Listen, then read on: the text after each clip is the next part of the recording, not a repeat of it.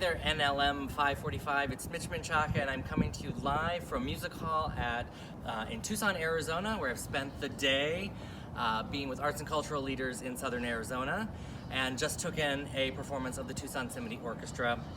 I'm doing this and want to make sure that I get this in on time, so I'm going to be a little bit off the cuff about the readings today and the prompt questions from Professor Martin.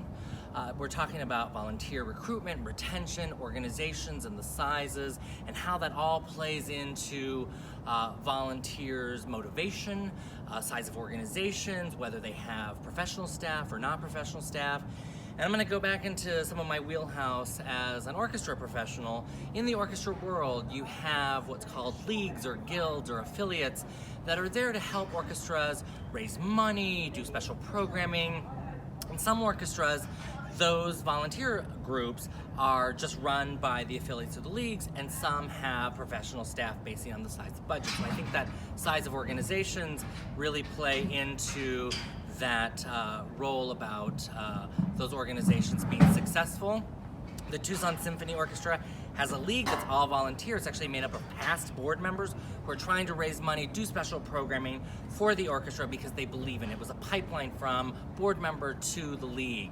The LA Philharmonic in Los Angeles, the largest orchestra in the land, has an actual department that is dealing with volunteers. And those volunteers are doing much of the same work as the league in Tucson, but what's different is that they have staff that are helping them achieve their goals. So I think that the size of budget does play into a role of whether or not those volunteers feel like they're being supported.